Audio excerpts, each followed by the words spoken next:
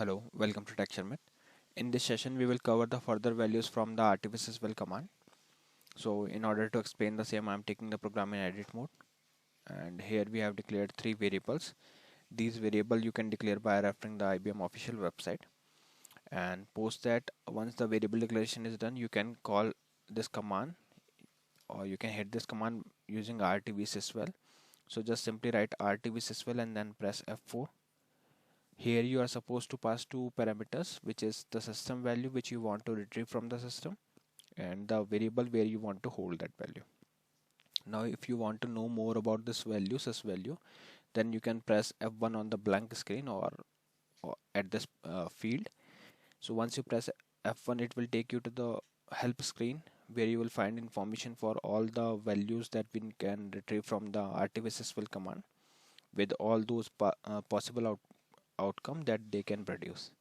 Okay, so from here you will get the information, then you can simply copy it to your field and then you can retrieve the value. So these are the value that we have already covered in our previous session, so I'm directly taking you to the value that we are going to discuss today, which is this QMAXJOB.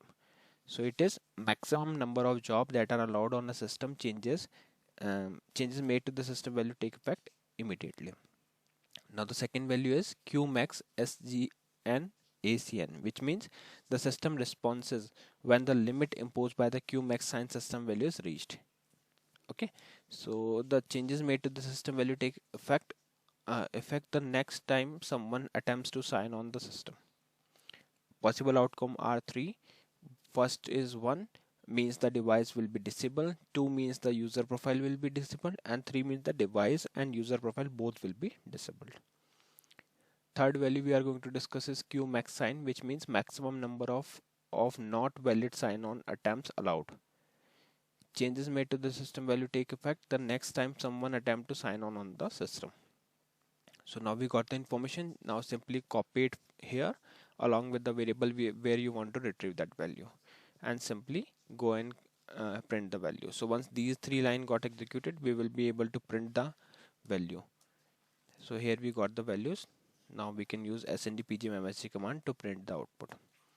So I'm using sndpgmsg command, and those values which are of decimal type we need to convert it to character. So I'm converting it to character using %char built-in function, and those which are normal already in character type, then you can directly print it.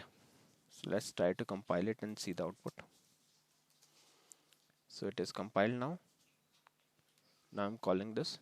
So first output we got is 970000, second is 1, and third one is all 05. Okay, so this is how we can utilize RTVSYSVAL command for retrieving the values from the system. I hope this session is clear to all of you. In the next session we will discuss few more things. So thank you for watching TextureMet.